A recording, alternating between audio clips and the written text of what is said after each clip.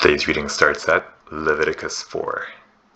And the Lord spoke to Moses, saying, Speak to the people of Israel, saying, If anyone sins unintentionally in any of the Lord's commandments about things not to be done, and does any one of them, if it is the anointed priest who sins, thus bringing guilt on the people, then he shall offer for the sin that he has committed a bull from the herd without blemish to the Lord for a sin offering. He shall bring the bull to the entrance of the tent of meeting before the Lord, and lay his hand on the head of the bull, and kill the bull before the Lord. And the anointed priest shall take some of the blood of the bull, and bring it into the tent of meeting. And the priest shall dip his finger in the blood, and sprinkle part of the blood 7 times before the Lord in front of the veil of the sanctuary. And the priest shall put some of the blood on the horns of the altar of fragrant incense before the Lord that is in the tent of meeting, and all the rest of the blood of the bull he shall pour out at the base of the altar of burnt offering that is at the entrance of the tent of meeting. And all the fat of the bull of the sin offering he shall remove from it, the fat that covers the entrails, and all the fat that is on the entrails, and the 2 kidneys with the fat that is on them at the loins, and the long lobe of the liver that he shall remove with the kidneys, just as these are taken from the ox of the sacrifice of the peace offerings. And the priest shall burn them on the altar of burnt offering. But the skin of the bull and all its flesh, with its head, its legs, its entrails, and its dung, all the rest of the bull he shall carry outside the camp to a clean place, to the ash heap, and shall burn it up on a fire of wood. On the ash heap it shall be burned up. If the whole congregation of Israel sins unintentionally, and the thing is hidden from the eyes of the assembly, and they do any one of the things that by the Lord's commandments ought not to be done, and they realize their guilt, when the sin which they have committed becomes known, the assembly shall offer a bull from the herd for a sin offering, and bring it in front of the tent of meeting. And the elders of the congregation shall lay their hands on the head of the bull before the Lord, and the bull shall be killed before the Lord. Then the anointed priest shall bring some of the blood of the bull into the tent of meeting, and the priest shall dip his finger in the blood, and sprinkle it 7 times before the Lord in front of the veil. And he shall put some of the blood on the horns of the altar that is in the tent of meeting before the Lord.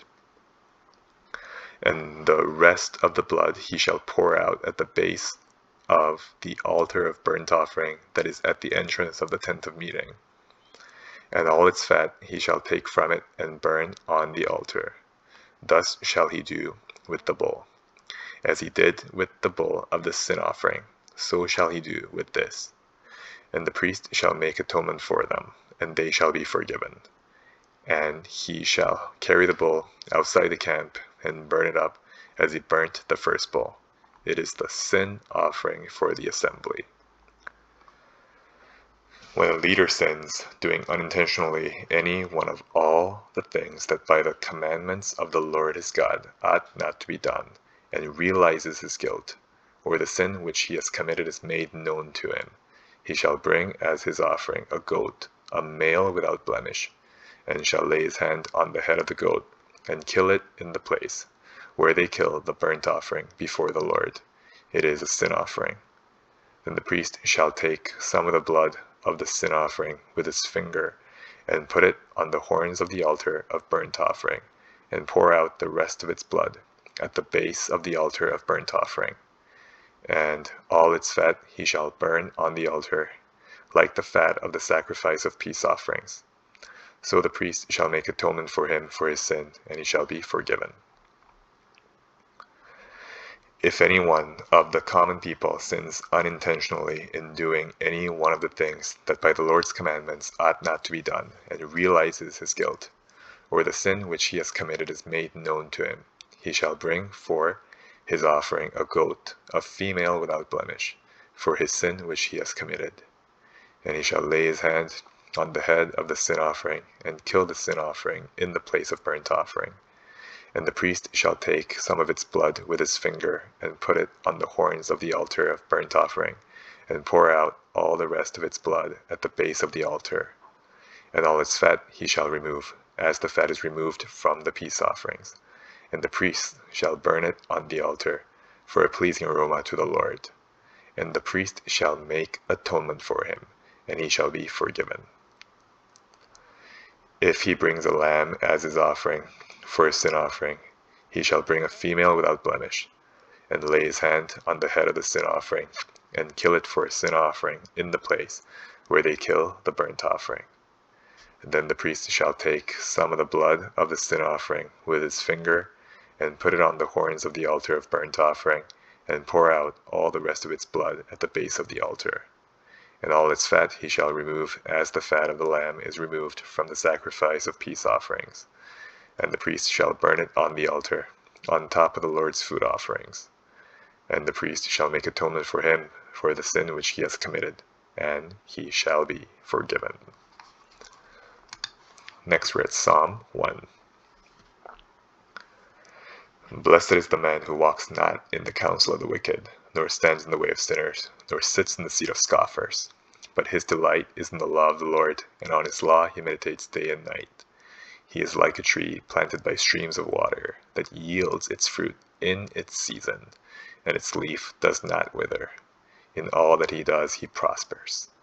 The wicked are not so, but are like chaff that the wind drives away. Therefore the wicked will not stand in the judgment, nor sinners in the congregation of the righteous. For the Lord knows the way of the righteous, but the way of the wicked will perish. Next we're at Psalm 2. Why do the nations rage, and the peoples plot in vain? The kings of the earth set themselves, and the rulers take counsel together, against the Lord and against his anointed, saying, Let us burst their bonds apart, and cast away their cords from us. He who sits in the heavens laughs. The Lord holds them in derision. Then he will speak to them in his wrath, and terrify them in his fury, saying, As for me, I have set my king on Zion, my holy hill.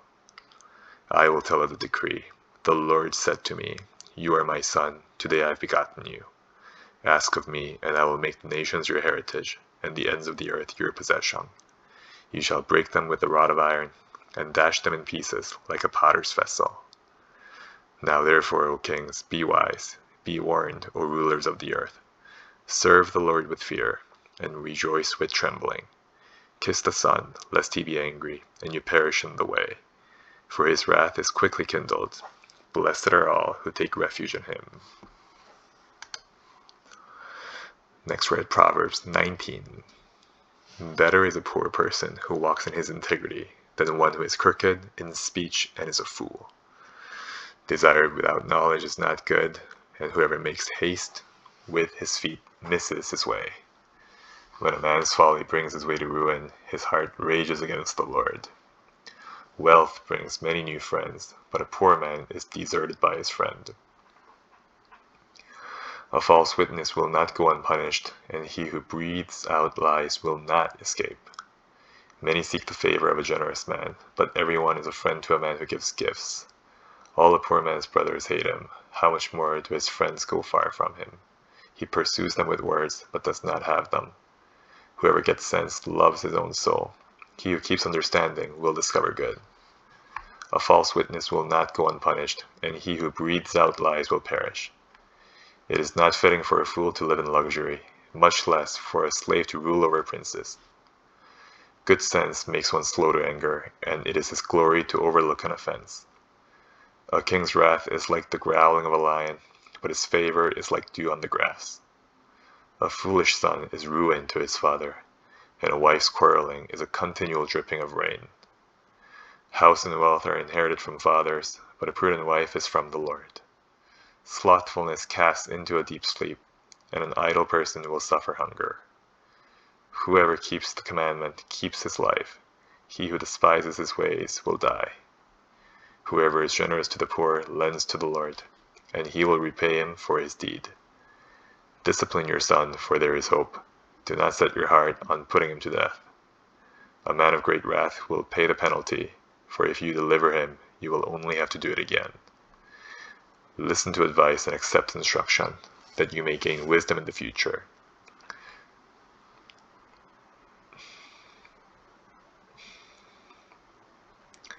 Many are the plans in the mind of a man, but it is the purpose of the Lord that will stand.